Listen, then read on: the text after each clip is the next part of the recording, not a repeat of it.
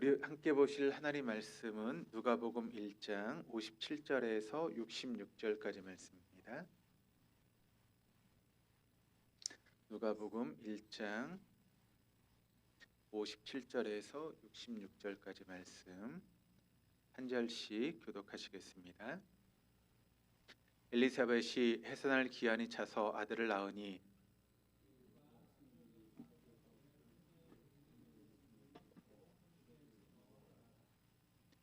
팔일이 되매 아이를 할례하러 와서 그 아버지의 이름을 따라 사가랴라 하고자 하더니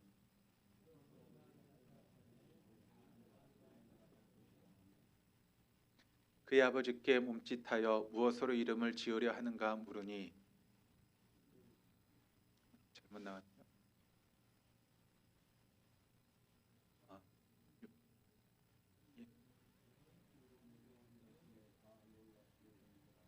이에 그 입이 곧 열리고 혀가 풀리며 말을 하여 하나님을 찬송하니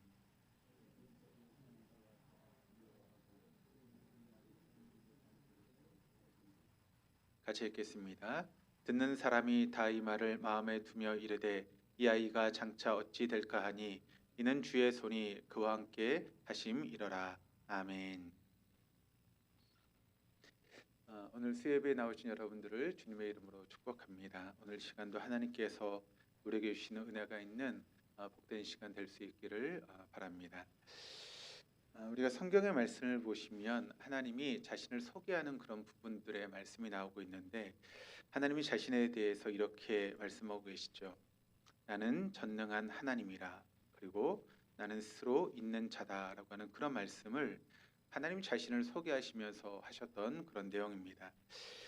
이것을 우리가 보게 되면 이것은 어떤 뜻인가 하면 하나님은 우주보다 크신 분, 또 영원 전부터 영원 후까지 존재하시는 그런 분이시다라고 하는 것을 우리에게 말씀하고 있는 그런 부분입니다. 즉 하나님은 인간과 완전히 다르신 분이다라고 하는 것을 이 두 가지의 자신을 소개하는 그런 이야기를 통해서 우리가 알 수 있게 됩니다.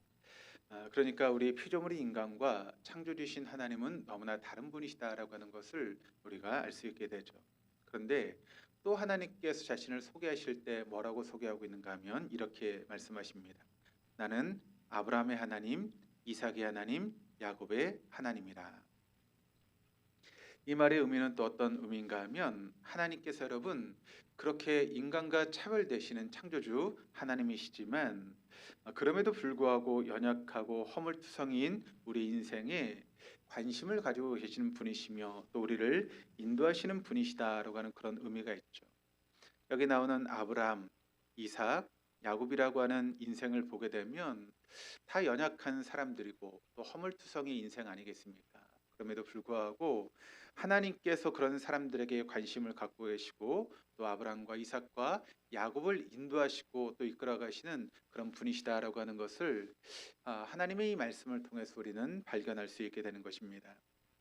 그래서 우리는 아브라함과 이삭과 야곱의 인생을 통해서 하나님께서 우리를 어떻게 이끌어 가시고 또 인도하시며 우리와 함께하고 있는지 또 하나님께서 어떻게 우리를 돌보시고 계시는가를 우리는 아브라함과 이삭과 야곱의 예를 통해서 발견할 수 있게 되는 것입니다.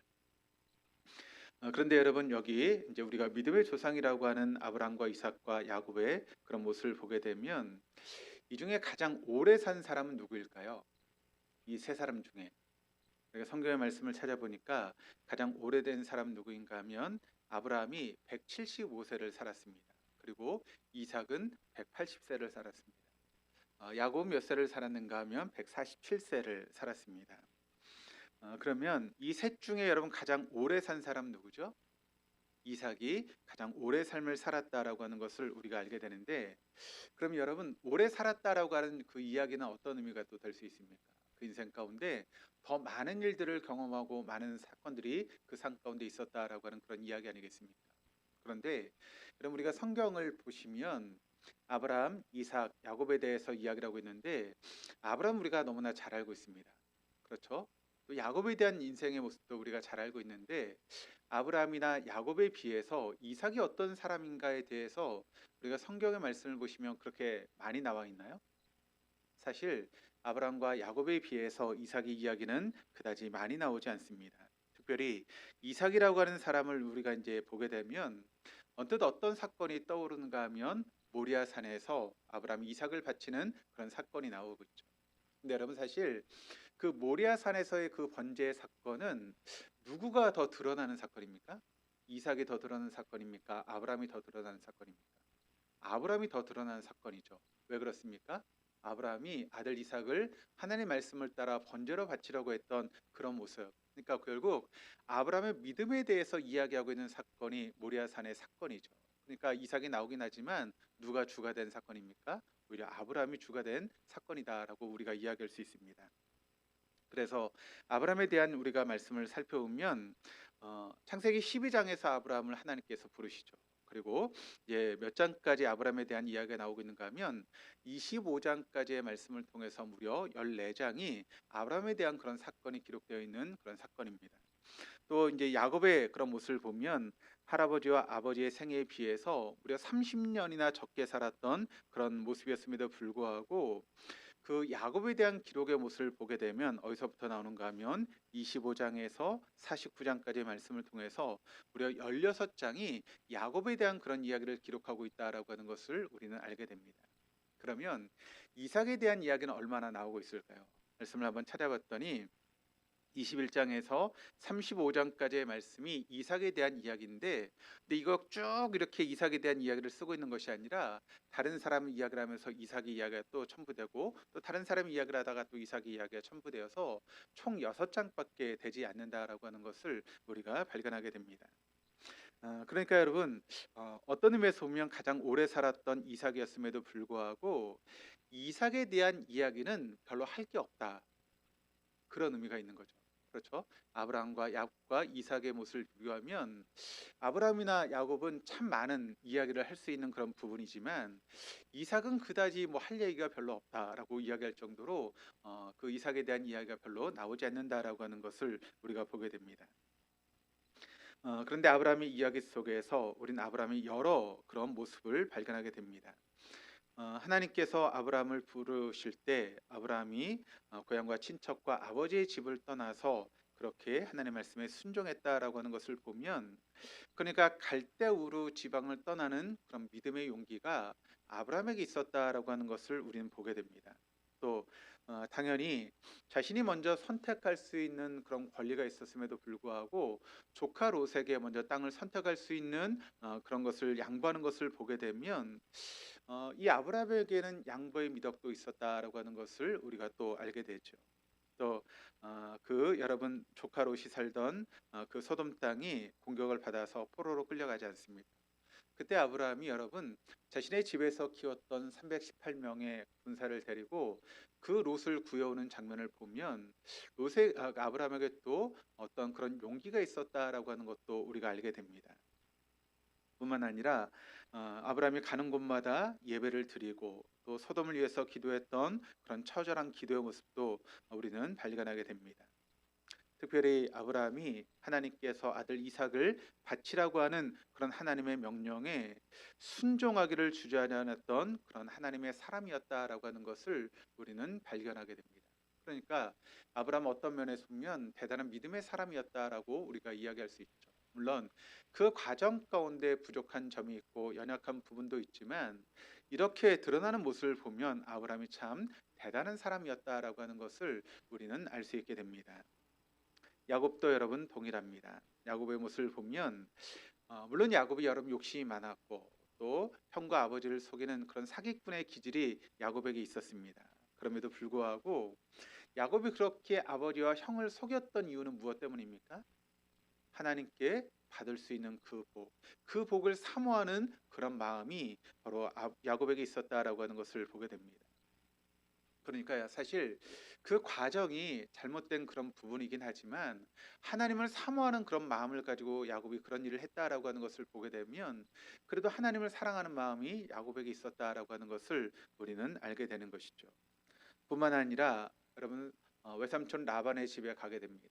거기서 사랑하는 여인 라헬을 아내로 맞이하기 위해서 무려 7년이라고 하는 그런 시간을 그 노예로서 어떤 의미에서 보면 종처럼 그렇게 살아가지 않습니까? 그럼에도 불구하고 그 날들을 수일처럼 여길 정도로 그런 열정의 사람이었다라고 하는 것을 또 우리는 보게 됩니다. 그리고 베델에서 하나님에게 있는 힘을 다해서 하나님을 사모하는 그런 마음, 또 자신의 고향으로 돌아오는 과정 속에서 야복 강가에서 하나님과 함께 씨름하면서 그 하나님을 붙들었던 그런 모습이 야곱의 모습 가운데 있었다라고 하는 것을 우리는 알게 됩니다.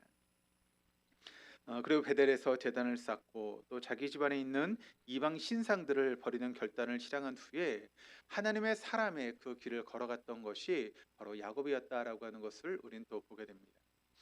그런 면에서 보면 뭐 아브라함보다 조금 못하다 할지라도 야곱 역시도 어떤 믿음에 있어서 대단한 그런 결기를 보여주고 있는 그런 사람이었다라고 하는 것을 우리는 알 수 있게 됩니다.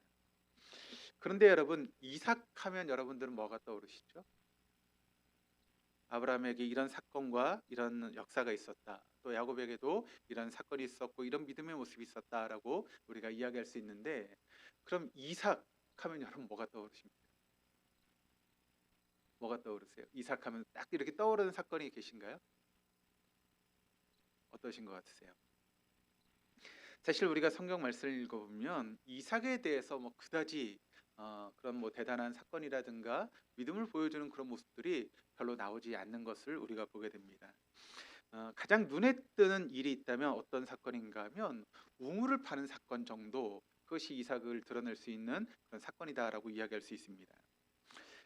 아브라함의 복을 받았던 이삭이 이제 점점 그 소유가 많아지게 됩니다. 그러다 보니까 함께 머무르고 있는 블레셋 사람들이 그 이삭을 시기하기 시작합니다.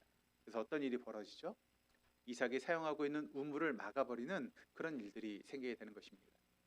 지금이야 여러분, 우리가 수도꼭지만 틀면 물이 나와서 물을 쓰는데 어려움이 없죠. 그런데 그 당시 이런 수도꼭지가 있었습니까?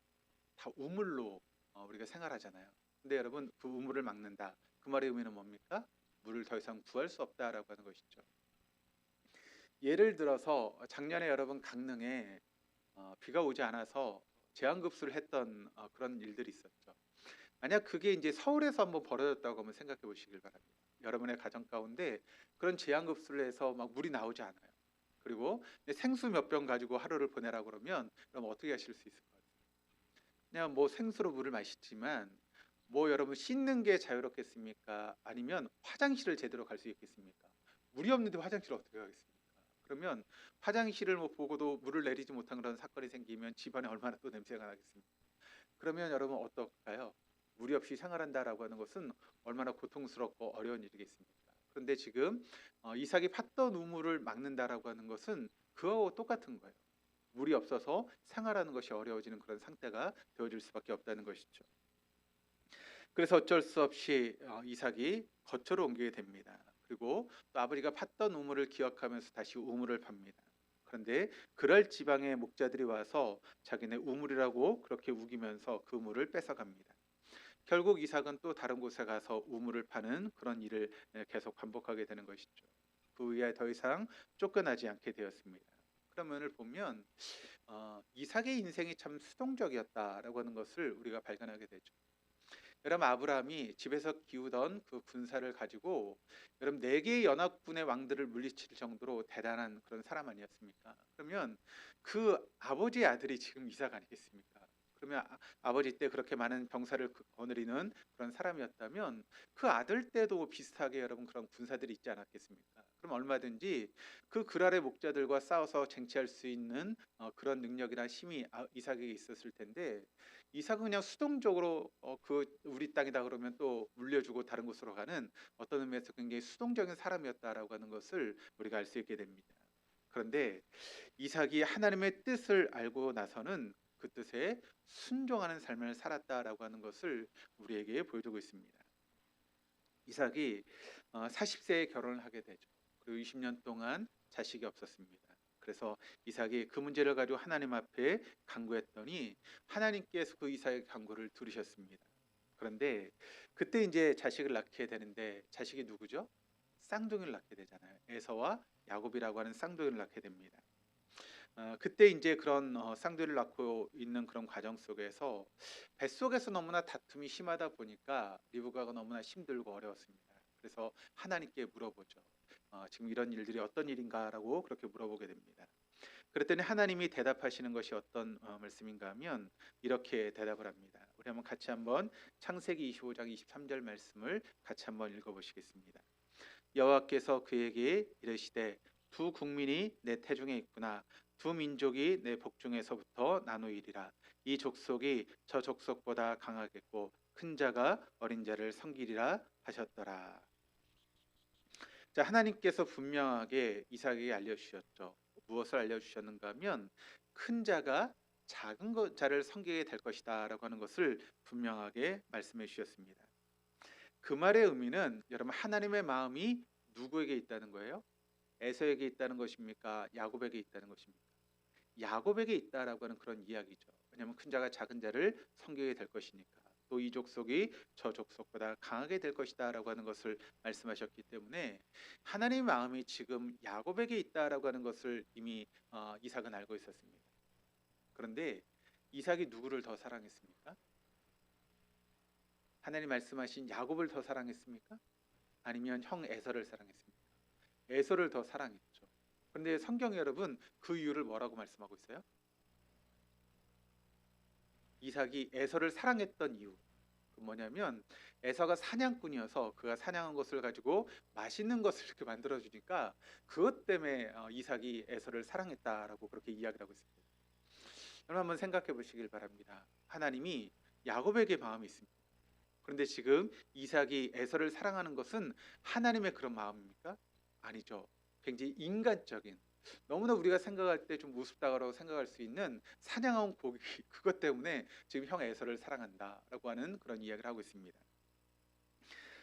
여러분 참 우리가 볼 때는 참 부족한 그런 부분 아니겠습니까? 아니 어떻게 하나님이 야곱에게 그 마음이 있다는 것을 알면서도 그 짐승, 그 사냥한 짐승 때문에 어떻게 형 에서를 사랑할 수 있어라고 하는 그런 마음들이 다 우리에게 있죠.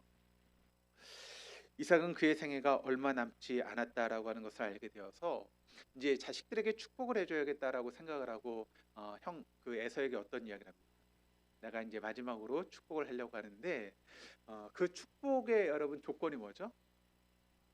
네가 사냥을 해서 그 사냥한 고기를 가지고 별미를 만들어 와라. 내가 그 별미를 먹고 너에게 축복하겠다라고 이야기를 하잖아요. 그러니까 마지막까지 이삭은 여러분 어떤 모습입니까? 정말 인간적인 생각으로 그렇게 하나님의 뜻과는 상관없이 지금 행동하고 있는 이삭의 모습을 보게 되죠. 근데 그걸 누가 들었죠? 리브가가 들었죠. 그리고 자신이 사랑하는 야곱에게 그 복을 받을 수 있도록 어떻게 합니까? 다 아버지를 속이지 않습니까? 털이 많은 그 에서를 생각해서 털옷을 이렇게 입히고 하면서 그 아버지의 축복을 이제 야곱이 받게 그렇게 만들었습니다. 네, 그리고 나서 이제 에서가 돌아왔습니다. 그리고 자신의 사냥한 고기를 가지고 별미를 만들었죠. 그리고 그 아버지가 깜짝 놀라게 되죠. 그러면서 그 에서가 이삭에게 자신에게 축복해 달라라고 그렇게 이야기를 합니다. 그랬더니 그럼 이삭의 대답이 어떤 대답입니까? 내가 이미 그 음식을 먹고 누구에게 축복했다고요? 야곱에게 축복했다. 그러니까 야곱이 나를 속였는데 이미 내가 야곱에게 축복했다라고 그렇게 이야기를 합니다. 그때 여러분 에서가 하는 이야기 어떤 이야기를 합니까? 아버지 그러면 내게 남아있는 축복을 해주십시오. 그러니까 야곱에게 축복을 해줬으니까 내게도 축복을 해주십시오라고 그렇게 이야기를 합니다. 근데 그 이야기를 들었던 이삭이 여러분 어떻게 대답을 할까요? 만약 여러분이 이삭이었다면 여러분 어떻게 하실 거예요? 내가 형 에서를 위해서 그렇게 음식을 먹고 그 아들을 위해서 축복하려고 준비했는데 둘째가 속였어요. 그래서 그 둘째에게 모든 축복을 해줬습니다. 우리 내가 사랑하는 아들 그 에서가 왔습니다. 그리고 나에게 축복해 달라 그래요. 그럼 여러분은 어떻게 하실 것 같으세요? 어떻게 하시겠어요? 축복 안 해요? 해주죠. 어떻게 하실 것 같으세요? 이 야곱이 속였으니까 그 야곱에게 했던 축복은 다 취소. 그리고 형 에서에게 그럼 축복 해줄 것 같지 않습니까? 여러분의 마음 같으면 내가 사랑하는 그 에서, 내가 너무나 소중히 아끼고 있는 그 에서에게 그 야곱이 나를 속였으니까 괘씸하니까 하나님 그 앞에 했던 모든 축복 취소. 우리 다시 에서에게 축복할게요. 그게 보통 우리의 마음 아니겠습니까? 그런데 여러분 이삭이 어떻게 행동합니까? 그 에서가 그렇게 축복해 달라고 이야기를 하고 있음에도 불구하고 3번이나 그렇게 조릅니다. 그럼에도 불구하고 그 축복은 누구에게 간다고요? 야곱에게 간다라고 이야기를 합니다. 그리고 또 어떤 이야기를 하는가 하면 너는 네 동생을 섬겨야 될 것이다라고 하는 그런 말씀을 해주면서 그에게 다른 축복의 말씀을 하고 있습니다. 그런 면에서 보면 이삭이 하나님의 뜻을 알아가는 그런 과정이 참 더디는 그런 모습을 우리가 보게 됩니다. 아니 그 정도로 하나님께 함께 하시고 하나님의 역사가 있었음에도 불구하고 이삭이 그렇게 하나님의 뜻을 알아가고 하나님의 말씀을 알아가는데 참 더디다라고 하는 그런 생각을 하게 되는 것이죠. 그런데 우리가 여기서 또 알아야 될 것은 무엇인가 하면 그렇게 이삭이 그 하나님의 뜻을 알아가는 것이 굉장히 더딘 그런 모습이었지만 그런데 이삭이 그 하나님의 뜻을 알았을 때는 요지부동하는 그런 모습이었다라고 하는 것을 우리는 여기서 놓치지 말아야 됩니다. 그래서 여러분 우리가 히브리서 11장을 뭐라고 부르죠? 믿음장이다라고 그렇게 부르지 않습니까? 그런데 그 믿음장인 히브리서 11장에서 이삭에 대해서 이야기를 하고 있는데 뭐라고 이야기를 하는가 하면 히브리서 11장 20절에 이렇게 증가합니다. 우리 한번 같이 한번 읽어보시겠습니다. 믿음으로 이삭은 장차 있을 일에 대하여 야곱과 에서에게 축복하였으며 바로 이삭의 전생에는 바로 이 한 줄로 요약될 수 있다라고 이야기할 수 있습니다. 이 한 줄이 이삭을 믿음의 선진의 반열에 올려놓을 수 있는 그런 말씀이다라고 하는 것이죠. 여러분 우리가 이삭의 이야기를 들으면서 어떤 생각을 할 수 있는가 하면 우리의 인생이 좀 다른 사람들처럼 막 삐까뻔쩍한 그런 인생을 살고 싶은 마음도 있고 또 뭐 어떤 성공한 그런 인생을 살고 싶기도 하고 또 남들보다 더 빛나는 인생을 살고 싶어하는 그런 마음들이 우리 마음 가운데 있지 않습니까? 그런데 현실은 그렇지 않죠. 그렇죠. 그래서 우리 현실을 바라보면 내 인생은 왜 이렇게 밋밋할까? 뭐 하나 이렇게 이룬 것도 없는 것 같고 내 인생은 왜 이럴까라고 하는 그런 마음이 우리의 마음 가운데 있을 수 있습니다. 내가 뭐 높은 자리에 올라간 것도 아니고 또 배움의 길이 뭐 깊거나 또 넓은 것도 아니고 또 소유가 넉넉하지도 않은 것 같고 뭐 하나 이렇게 사람들 앞에 내세울 것이 없는 것처럼 느껴지는 그런 인생이 우리의 인생인 것처럼 느껴질 때도 있을 것입니다. 그런데 여러분 하나님이 이 세상에서 하나님의 계획과 하나님의 섭리를 펼쳐 가시는데 그런데 여러분 그 하나님의 역사에 우리의 삶이 통로가 되어줄 수 있다라고 하는 것이 얼마나 큰 일인지를 우리가 기억해야 됩니다. 내가 세상에서 드러낼 수 있는 것이 별로 없다 할지라도 그럼에도 불구하고 하나님께서 우리 같은 사람들을 사용하셔서 지금도 하나님의 역사를 이루고 있다라고 하는 것. 그 하나님께 내가 이렇게 통로로서 쓰임을 받을 수 있다라고 하는 것이 얼마나 대단한 일인지를 우리가 다시 한번 이삭의 그런 생애를 통해서 발견할 수 있어야 됩니다. 그리고 그런 역할에는 크고 작음이 없다라고 하는 것을 여러분 잊지 마시기를 바랍니다. 내가 다른 사람에 비해서 하나님 앞에 통로로 쓰임 받는 모습이 나는 이렇게 보잘것없고 작을까? 그건 우리의 생각이지 결코 하나님의 생각은 아닙니다. 우리야 크고 작음을 이야기를 하고 높고 낮음을 이야기를 하지만 결코 하나님 앞에는 크고 작음이 없습니다. 하나님 앞에는 높고 낮음이 없습니다. 하나님의 통로로 쓰임 받는 그런 사람인 것이죠. 그러므로 내가 세상에서 비록 여러분 많은 것을 가지고 있지 못하고 또 뭔가 드러낼 것이 없는 그런 인생이라 할지라도 내가 하나님 앞에 통로로서 뭔가 일을 하고 있다면 그 부분에 대해서 우리가 하나님 앞에 감사할 수 있어야 됩니다. 이렇게 부족한 나를 통로로 삼아 하나님의 일을 이루시고 있다라고 하는 것에 우리가 감사할 수 있는 그런 마음들이 우리에게 필요한 줄 믿습니다. 자, 오늘 본문의 말씀은 주님의 길을 이제 준비하기 위해서 인생을 살게 된 요한의 출생과 그리고 할례 그 부모인 사가랴와 엘리사벳의 순종에 대한 이야기가 오늘 본문의 말씀을 통해 나타나고 있습니다. 우리 오늘 본문 57절 58절 말씀을 같이 한번 읽어보시겠습니다. 엘리사벳이 해산할 기한이 차서 아들을 낳으니 이웃과 친족이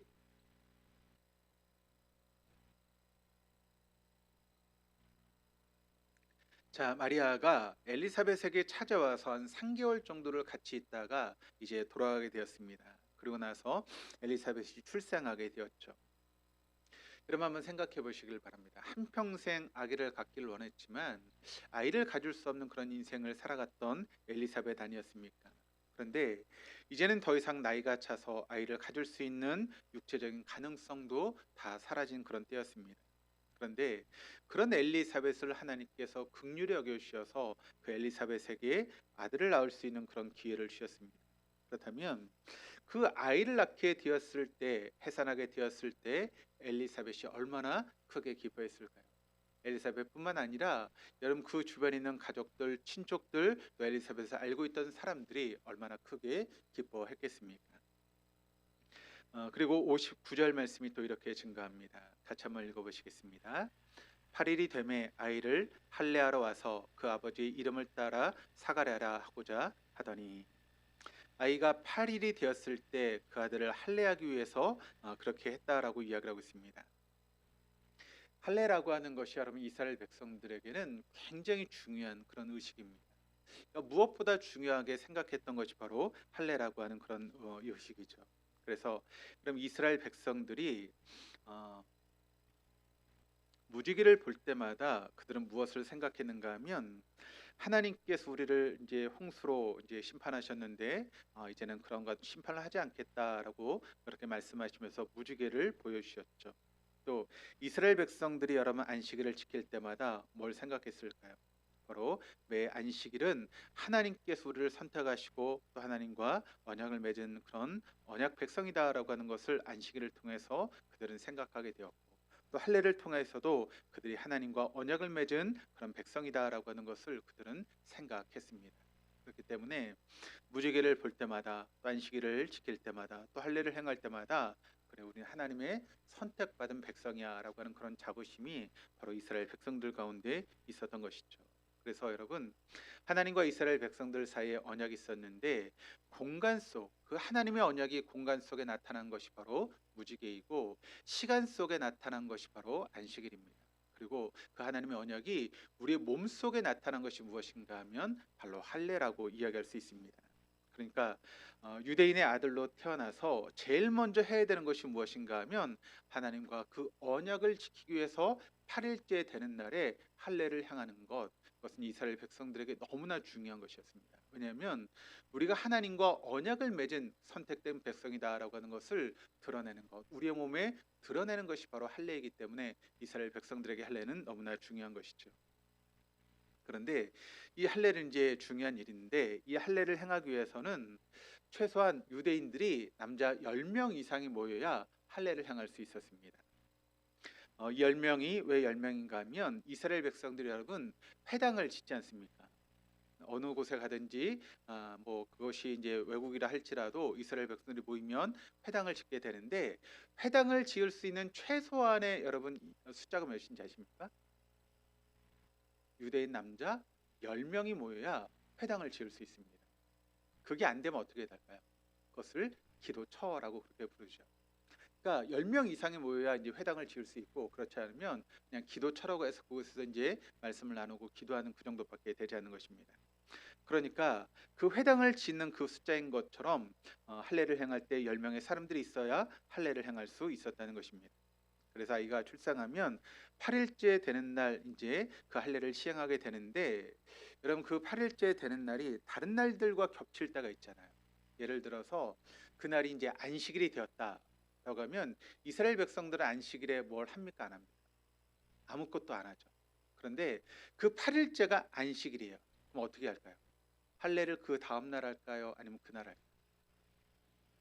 그 다음 날 하지 않고 그날 합니다.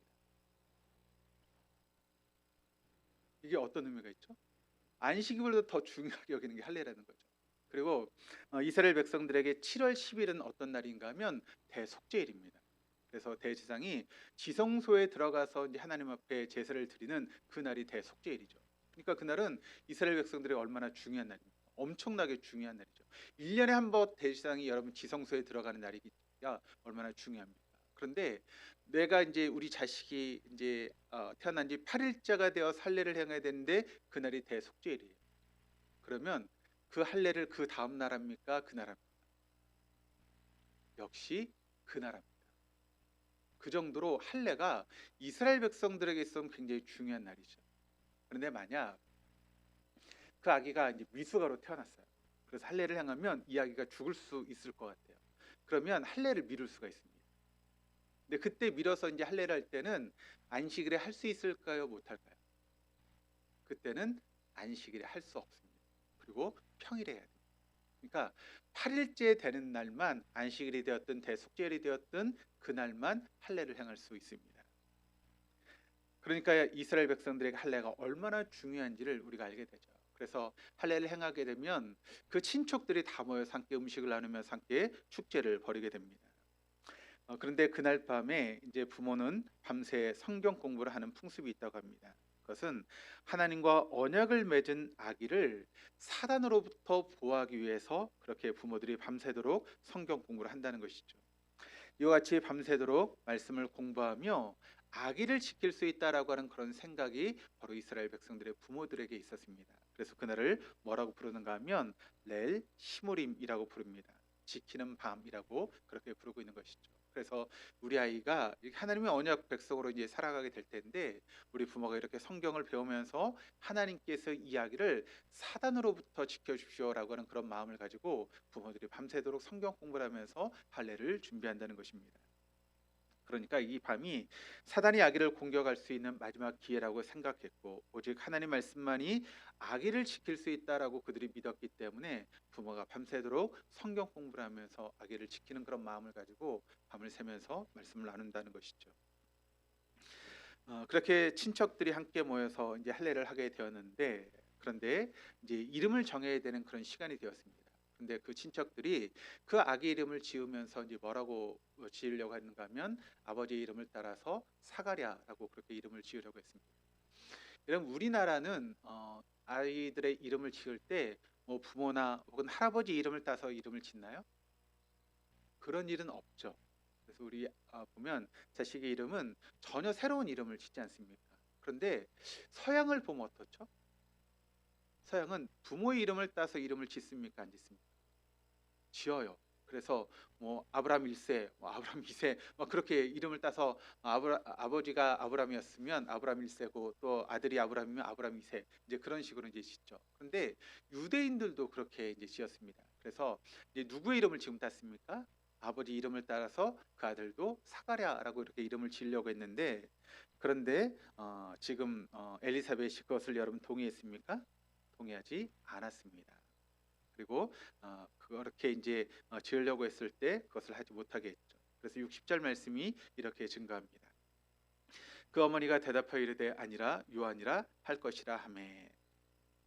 자, 그 아들을 사가랴가 아니라 요한이라고 그렇게 이름을 지으려고 한다라고 이야기를 합니다. 그런데 사람들이 강하게 반대합니다. 왜냐하면 이스라엘 백성들의 이름을 짓는 것은 자신의 그런 족보 혹은 이제 선조들의 이름을 따서 이렇게 이름을 짓는데 그 선조들의 이름 가운데 요한이라고 하는 이름이 있었을까요? 없었을까요? 이름이 없었습니다. 그러니까 너무 생뚱맞게 요한이라고 하는 이름을 지으려고 하니까 친척들이나 다른 사람들이 그것을 반대하게 되는 것이죠. 사실 이제 이스라엘 백성들은 그 이름을 지을 때 누가 이름을 짓는가 하면 어머니들이 이름을 졌습니다. 그래서 이삭이라고 하는 이름도 누가 이름을 지었는가 하면 어머니 사라가 이름을 지었고 또 야곱의 처음 네 아들의 이름도 그들의 어머니 레아가 이름을 지었습니다. 그러니까 엘리사벳이 아기 이름을 요한이라고 그렇게 이야기를 하자 사람들이 보인 반응이 어떤 반응을 보였는가 하면 61절 말씀을 이렇게 이야기합니다. 그들이 이르되 내 친족 중에 이 이름으로 이름한 이가 없다 하고 그러니까 아무리 찾아봐도 그 친척들 그 선조들 중에 요한이라고 하는 이름은 없는 이름인데 왜 그렇게 이름을 지으려고 하냐라고 하는 그런 이야기죠. 그러니까 당시에는 우리하고 좀 비슷한 것이 있는데 여러분 우리 이제 옷을 보면 이름을 지을 때 학렬이라고 하는 게 있잖아요. 돌림자를 쓰지 않습니까?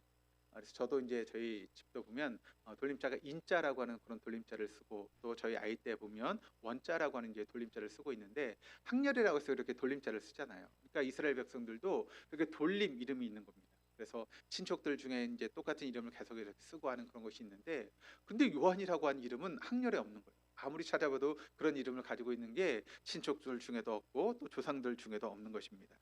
그러다 보니까 이제 친척들이 답답하게 생각하면서 누구에게 이제 물어보는가 하면 누구에게 물어봤을까요? 아버지 사가랴에게 물어봅니다.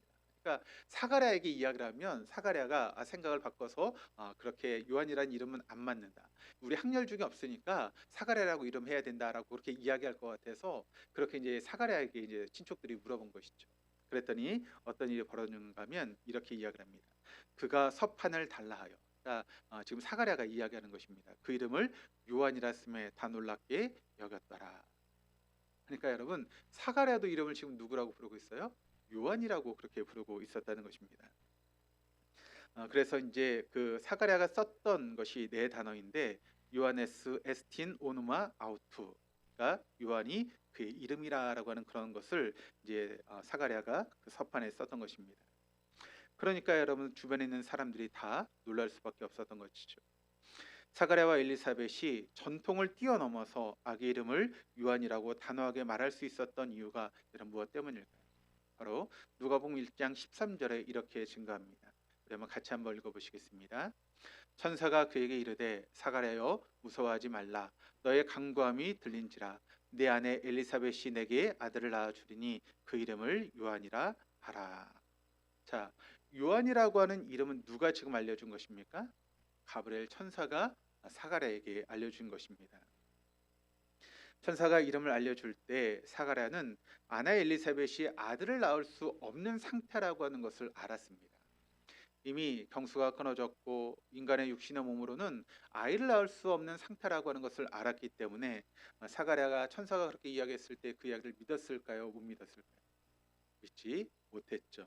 그래서 천사에게 이렇게 이야기를 합니다. 사가랴가 천사에게 이르되 내가 이것을 어떻게 알리오? 내가 늙고 아내도 나이가 많으니이다. 그러니까 하나님께서 가브리엘 천사를 통해서 이야기했음에도 불구하고 그 천사의 이야기를 지금 누가 믿지 못했습니까? 사가랴가 믿지 않았습니다. 왜냐하면 눈에 보이는 게 도저히 믿을 수 없는 일이거든요. 나도 나이가 많아서 아이를 낳을 수 있는 그런 상황도 아니고 또 지금 내 아내는 여성으로서 아기를 낳을 수 있는 그런 모든 가능성이 다 사라진 그런 때인데 아들을 낳는다 그러니 여러분 믿을 수 있겠습니까? 믿을 수 없죠.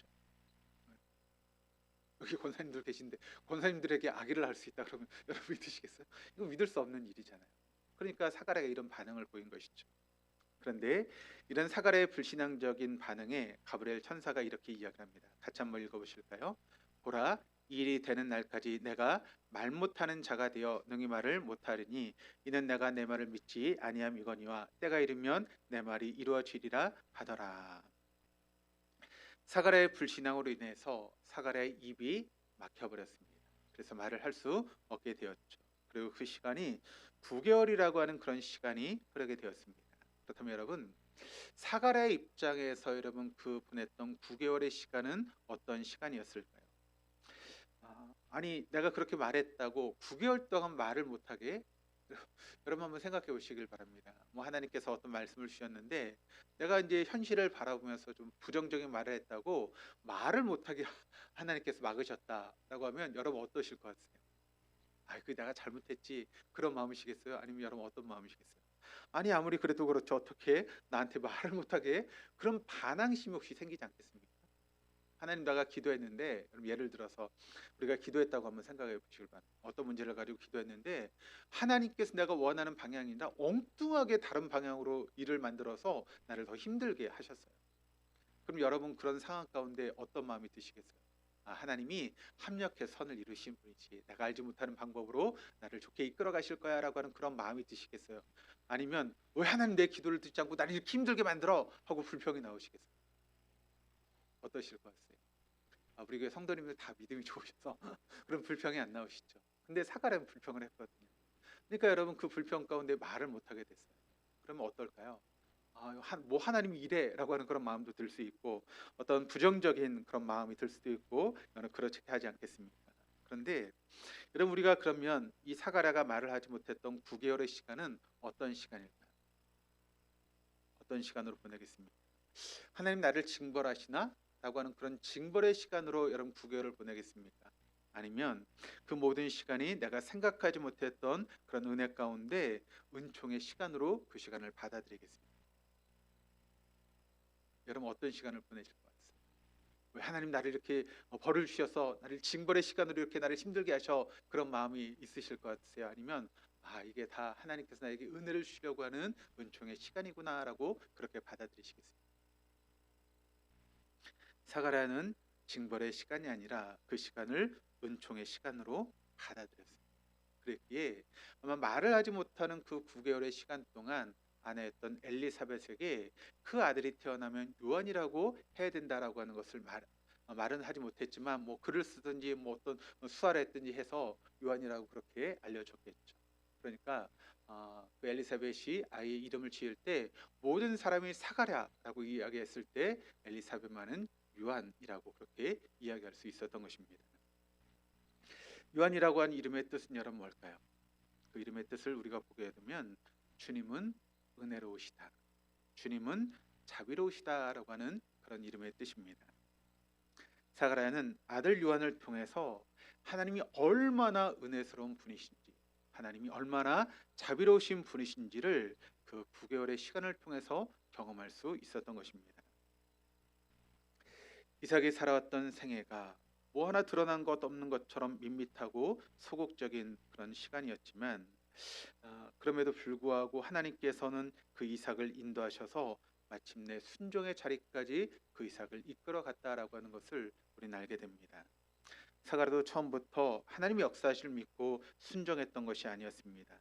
하나님의 사자가 직접 말씀했음에도 불구하고 그 말씀을 믿지 못했던 것이 바로 사가랴였습니다. 그러나 9개월 동안 말문이 닫혀 있었지만 그 9개월이 오히려 그를 더 신실하게 만들었고 하나님의 뜻에 순종할 수 있는 그런 자리까지 그 사가랴를 이끌어 갔다라고 하는 것을 우리는 알게 됩니다. 그런데 여러분, 이삭의 하나님, 사가랴의 하나님이 우리가 믿는 하나님과 동일하신 분이십니다. 우리 중에 여러분 처음부터 내가 그렇게 신실한 그리스도인이었다라고 말하실 분들 계십니까? 정말 내가 언제나 처음 믿기 시작한 때부터 하나님의 정말 믿음 좋은 자녀였다라고 자신 있게 이야기하실 수 있는 분들 계신가요? 하나님 말씀의 가치관과 그리고 세속의 가치관의 경계선을 넘나들면서 어느 때는 믿음이 좋은 것처럼 보이다가 어느 때는 세상 사람과 똑같은 그런 모습으로 살아갈 때가 있지 않았습니까?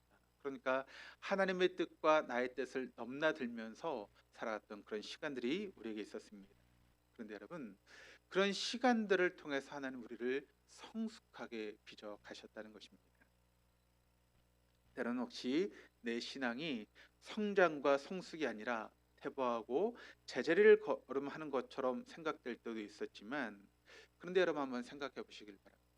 우리의 신앙의 연수 10년 전 혹은 5년 전, 3년 전보다 우리의 신앙의 모습이 어떻습니까? 그래도 조금 나아지지 않았습니까? 물론 힘들고 어려운 시간들이 우리에게 있었지만 그 시간들을 우리가 믿음으로 바라보면서 하나님께서 우리의 신앙을 조금씩 성장하게 만들었던 것이죠. 우리가 10년 전에 나의 모습을 뒤돌아보면 그때 우리의 신앙이 얼마나 형편없는지, 그때 우리의 신앙이 얼마나 미숙한 신앙이었는지를 우리가 깨닫게 되지 않습니까? 그런 우리의 삶과 신앙이 조금씩 성숙해 올 수 있었고 또 마음을 먹게 되어서 이렇게 순종의 자리까지 올 수 있게 되었던 것, 조금씩 믿음이 성장해서 앞으로 나아갈 수 있었던 것, 어떻게 우리가 그렇게 성숙해질 수 있었을까요? 그럼 어떻게 생각하십니까? 내가 잘났기 때문에 우리의 믿음이 이렇게 조금씩 성숙해진 것입니까? 그렇지 않죠. 그 이유를 우리가 한번 말씀을 찾아보면서 말씀을 마치도록 하겠습니다. 시편 37편 23절 24절 말씀 우리 한번 같이 한번 읽어보시겠습니다. 여호와께서 사람의 걸음을 정하시고 그의 길을 기뻐하시나니 그는 넘어지나 아주 엎드러지지 아니함은 여호와께서 그의 손으로 붙드심이로다. 그럼 우리가 넘어질 때가 있지 않았습니까? 그럼에도 불구하고 그 넘어진 자리에서 엎드러지지 않을 수 있었던 것은 누가 우리를 붙들고 계셨습니까? 하나님이 우리를 붙들고 계셨기 때문에 우리가 그렇게 넘어진 그 자리에서 완전히 엎드러지지 않도록 그 하나님의 손이 우리를 붙들고 계셨기 때문에 우리가 조금씩 믿음이 성장해서 이렇게 순종의 자리까지 나아갈 수 있었습니다. 그 하나님 지금도 우리를 붙들고 계십니다. 그 하나님 지금도 여러분의 삶을 붙들고 계십니다. 그러므로 그 하나님 안에서 우리의 믿음이 조금씩 성장할 수 있는 은혜가 있기를 주님의 이름으로 축복합니다.